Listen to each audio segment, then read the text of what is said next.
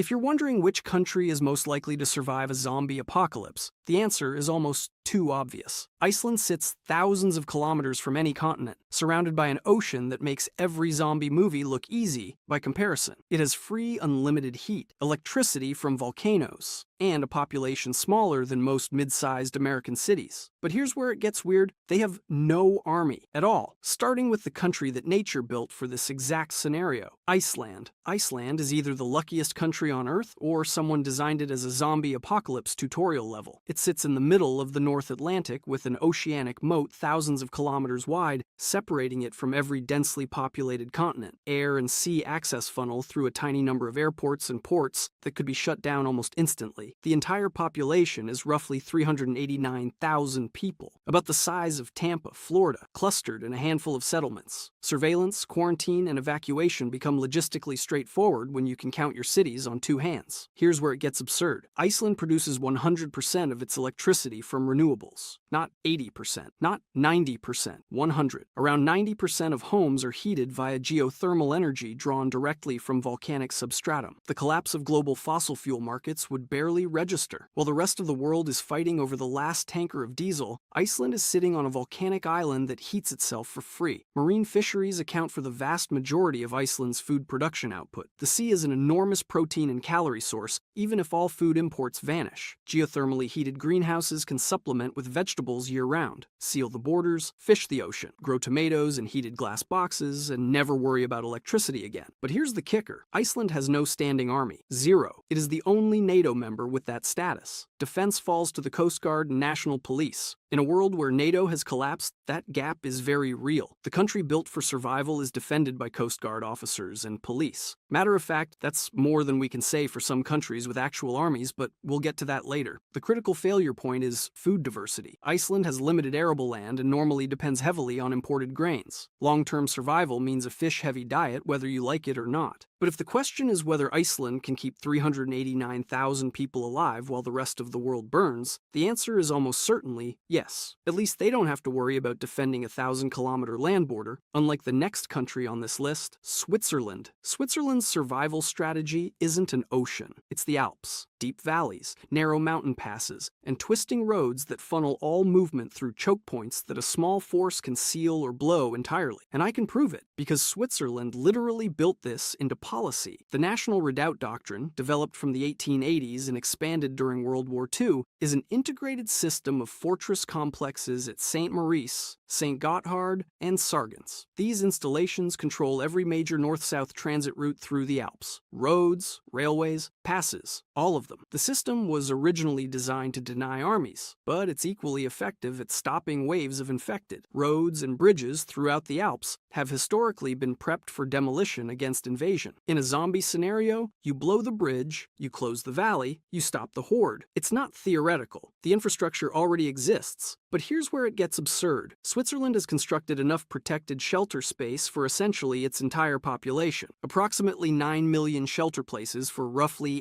8.9 million residents. That's a bunker for every single person in the country, by federal policy. Not a suggestion, not a goal, a bunker for every inhabitant. These aren't flimsy basements. They're reinforced, ventilated, supplied civil defense shelters integrated into residential buildings, communal installations, and repurposed military fortifications. Many are maintained with functioning power, air filtration, and stockpiles. Military service is mandatory for most male citizens, producing around 140,000 mobilizable personnel, including reservists. This is a militia army embedded in society, not isolated in barracks. That means a large share of ordinary citizens already has weapons training, unit organization, and experience working under command. In a zombie apocalypse, you're not scrambling to train people. You're activating people who already know what to do. Switzerland currently produces only about 40 to 50% of its own food. That sounds like a disaster. But a modeled scenario by FIBL and ETH Zurich found that domestic agriculture could feed the entire population if the country shifted sharply away from meat and dairy toward plant-based diets. The land exists. The agricultural infrastructure exists. The will to change diets is the variable. In a collapse scenario, that will would materialize fast. But here's the problem. Switzerland is landlocked inside densely populated Central Europe, no ocean moat, surrounded on all sides by France, Germany, Italy, and Austria. If those countries collapse and millions of infected flood toward Swiss borders, the choke points face pressure no fortress was designed to handle indefinitely. The National Redoubt was built to deny armies, not to stop an endless siege by hundreds of millions of undead Europeans. The mountains give you time. The bunkers give you shelter. The militia gives you defense. But if the continent around you dies, you're a fortress inside a graveyard. At least the mountains give you options, unlike the next country, which is so flat and isolated that distance itself becomes the only defense. Australia. Australia is a continental island the size of the contiguous United States with zero land borders. The only way in is by air or sea. That is the definition of a natural zombie moat, and it exists not because anyone planned it, but because the country happens to sit on a tectonic plate surrounded by thousands of kilometers of ocean. You could not design a better geographic defense if you tried. And here's the thing. Australia has already proven it can shut itself off from the world when it needs to. During COVID-19, the federal government enforced near-total border closures and turned every international airport into a controlled biosecurity checkpoint. Decades of institutional experience keeping invasive species and agricultural threats out of the country means the infrastructure and legal frameworks for extreme border control already exist. In a zombie outbreak, the same systems that stopped foot and mouth disease could be redeployed to stop infected humans, but the real secret weapon is the outback. Roughly 607,000 people scattered across millions of square kilometers of arid terrain that would functionally stop mass undead movement cold. The distances are incomprehensible, the heat is brutal, water sources are sparse, and infrastructure is almost non-existent across vast stretches. In a zombie scenario, that isolation becomes protection. The outback isn't a place zombies cross. It's where they stop moving and decay under the sun. Australia is also more than self-sufficient on food. It feeds itself and exports the surplus. That's not a hypothetical, that's the baseline. The constraint in a collapse would be fuel and fertilizer, not land or know-how. And there's another survival asset most people forget. Aboriginal and Torres Strait Islander peoples have managed this continent for at least 60,000 years, developing sophisticated knowledge of bush tucker, water sources, and seasonal resources that allowed them to thrive in environments that would kill unprepared populations in days. If industrial agriculture falters, that knowledge becomes one of the most valuable survival assets on Earth. But here's where it gets brutal. The failure point is urban coastal concentration. Sydney, Melbourne, Brisbane, and Perth are densely packed, globally connected, and completely dependent on just-in-time supply chains. Sydney and Melbourne alone house over 10 million people crammed into coastal areas with limited exit routes. Those cities are beautiful death traps, and everyone would have to abandon them fast. Australia's survival strategy isn't holding the cities. It's retreating to the interior and remote zones where distance, climate, and indigenous knowledge create defensible pockets of civilization. At least the continent gives you that option, unlike countries that are just one giant urban corridor with nowhere left to run. Canada. Canada is accidentally the best-stocked bunker on Earth. Nobody thinks of it as a survival powerhouse. But run the numbers, and it's almost unfair. The second largest country on the planet at nearly 10 million square kilometers with only about 41.5 million people, giving it an average density of roughly 4 people per square kilometer. That's barely denser than Australia. Nearly 40% of that landmass is Arctic or near Arctic, practically uninhabitable by anything that doesn't know how to survive a Canadian winter. And here's the thing, zombies don't. Water is the resource people forget about until they don't have it. Canada sits on approximately 21% of the world's entire surface fresh water, mostly in the Great Lakes, the largest group of freshwater lakes on Earth by total area, containing about 6 quadrillion US gallons. That's not a typo. 6 quadrillion. You could water every survivor on the continent for centuries and barely make a dent. Energy? Canada is effectively self-sufficient, a major oil and natural gas producer and exporter. It's a top 5 global producer of cobalt, diamonds, gold, nickel, palladium, platinum, and uranium. And here's the kicker. An estimated 35% of its remaining natural gas and 37% of recoverable crude oil is sitting in northern Arctic regions that haven't even been developed yet. When the rest of the world runs out, Canada's still sitting on reserves nobody's touched. Food is equally ridiculous. The prairie provinces can sustain large-scale grain and livestock production without imports. The Trans-Canada Highway, running 7,221 kilometers coast to coast, gives authorities a logistical spine to move resources and people between surviving regions. If you control that corridor, you control the country. But here's where it gets complicated. Canada's worst vulnerability is its border with the United States, the longest international land border in the world. And if the zombie apocalypse starts or accelerates south of that line, policing thousands of kilometers of frontier is functionally impossible. The US is Canada's biggest trading partner and also its most dangerous neighbor in this scenario. If 330 million Americans turn into the most zombie-dense nation on Earth, that border becomes an open wound hemorrhaging infection north. Canada's deep integration into American supply chains means industrial collapse below the border rapidly cascades north. Major cities like Toronto, Montreal, and Vancouver are all clustered along that southern edge, built for trade and connection, not siege defense. Survival likely requires abandoning them entirely and re-ruralizing society around resource-rich interior and northern communities. The country has everything it needs to rebuild civilization from scratch, but only if it's willing to retreat into the cold and let the south fall. At least Canada has the space to retreat. New Zealand doesn't have that luxury, but it has something arguably better: an ocean moat, and a population that's already proven it can close the borders when it counts. New Zealand. New Zealand's response to COVID-19 is the closest thing the real world has to a zombie apocalypse dry run, and they nailed it. The country went hard and early with strict border controls, managed quarantine facilities, and lockdowns, recording just 2,262 confirmed and probable cases and 25 deaths by January 2021 in a population of 5.1 million. 25 deaths. The institutional memory and legal frameworks are already built. They've done this. They know how to seal an island when infection shows up at the door. Here's the thing: New Zealand sits thousands of kilometers from any major continent in the South Pacific. Total land area of about 263,310 square kilometers. Population roughly 5.3 million. Small enough that border control is actually manageable. Remote enough that zombies can't walk there. You have a handful of international airports and seaports, all of which can be locked down or defended. The country is an island fortress by default, and the government has already proven it can function as one. Food is not a problem. New Zealand is a major agricultural exporter of dairy, meat, and horticulture. Its raw productive capacity is more than sufficient to feed its own population without imports. Beyond industrial agriculture, there's a culture of lifestyle block farming and permaculture across the country. Small, semi-self-sufficient farms with mixed vegetables, fruits, and livestock using ecological synergies instead of high external inputs. That's a civilian layer of food resilience most developed nations simply don't have. And then there's Maori traditional knowledge. New Zealand has an internationally recognized model of integrating indigenous disaster risk frameworks into formal planning. This adds a community-based resilience layer that goes beyond just physical infrastructure. It's about guardianship, collective decision-making, and long-term ecological relationships. In a zombie scenario, that cultural capacity for cooperation and local adaptation becomes a strategic asset. But here's where it gets complicated. New Zealand sits on the boundary of the Pacific and Indo-Australian tectonic plates. Earthquakes, volcanic eruptions, and tsunamis are regular realities. In a zombie scenario, a major alpine fault rupture combined with an ongoing infection wave would be close to a worst-case compound disaster. You'd be dealing with collapsed infrastructure, displaced populations, and undead all at the same time. Urban areas are the weak point. Auckland, Wellington, and Christchurch concentrate population and critical infrastructure. They'd be early outbreak and collapse zones. The South Island, however, is a different story. Lower density, greater distance from major international airports, and abundant rural hinterland make it the most likely long-term survival core. If the North Island falls, the South Island becomes the redoubt. New Zealand has the border control playbook, the food, the community resilience, and the geographic isolation to survive. The ground just happens to shake while you're doing it. But if you think periodic earthquakes are the worst natural disaster a survivor state could face, wait until you see what happens when the largest country on Earth decides to lock itself down. Russia. Russia is where size becomes a weapon. It covers 17,098,242 square kilometers, roughly 11% of Earth's entire land surface, spanning 11 time zones and encompassing European plains, Siberian taiga, and Arctic tundra. Its strategic depth means it can absorb losses, seed entire regions to infection, and still have more surviving territory than most countries have total. This is the ultimate fortress by emptiness strategy. You could lose half of Russia to zombies and still have more land than Canada. And Russia isn't just big. It's armed to the teeth. The Global Firepower Index ranks it second out of 145 countries countries for conventional military power in 2026. It has the world's largest nuclear arsenal with approximately 5,459 warheads, including around 1,618 deployed strategic warheads, plus the world's largest tactical nuclear stockpile of roughly 1,500 devices, and one of the world's largest submarine fleets with an estimated 64 vessels, including 16 nuclear-armed ballistic missile submarines. This is military capacity that is unmatched among these 8 countries. If any nation on Earth could realistically say we'll just nuke the outbreak, it's Russia. And that's both the most powerful survival tool and the most terrifying failure mode. Because here's the thing, Russia is the one country in this list where tactical nuclear weapons on infected megacities or overrun border regions is literally on the table as a policy option. You could slow zombie spread by rendering Moscow or Vladivostok uninhabitable, but at what cost? You've just triggered catastrophic environmental consequences, made large areas toxic for generations, and turned survival into a scorched earth nightmare. Escalation dominance as a survival tool has an obvious ceiling, but if you can stomach that, Russia has the resources to rebuild. It ranks around 3rd globally in arable land, is a major and rising agricultural producer, and possesses immense reserves of oil, natural gas, timber, and minerals. It is one of the few countries that could plausibly sustain a large industrial agricultural civilization with essentially zero external trade. The Trans-Siberian Railway, running 9,289 kilometers from Moscow to Vladivostok, gives it a logistical spine to move forces and resources across a continent. You could retreat east, abandon the European side entirely, and still have an empire's worth of land and resources in Siberia. The irony is brutal. The most militarized country in the world has the most borders to defend. Russia has land borders with 14 sovereign states totaling about 22,407 kilometers, the most border exposure of any country in this list, and shares frontiers with Europe, Central Asia, China, and the Korean Peninsula, any of which could become a source of infection pressure that no military can fully seal. You can't nuke every border crossing. You can't patrol 22,000 kilometers of frontier against mindless hordes that don't care about geopolitics. At some point, something gets through, and that's the dark calculus of Russian survival. Winning doesn't look like saving everyone. It looks like sacrificing entire regions, abandoning tens of millions of people, and retreating to fortified cores deep in Siberia where the cold, distance, and natural barriers do the work that bullets can't. It's the kind of victory where the word victory loses all meaning. But if the metric is, does a version of Russia still exist in 100 years? The answer is probably yes, which is more than most countries can say. But unlike the island nations we've covered so far, Russia's survival strategy isn't isolation. It's attrition, militarization, and the willingness to turn entire time zones into no man's lands. At least Russia has the space and resources to even attempt that strategy. North Korea doesn't. North Korea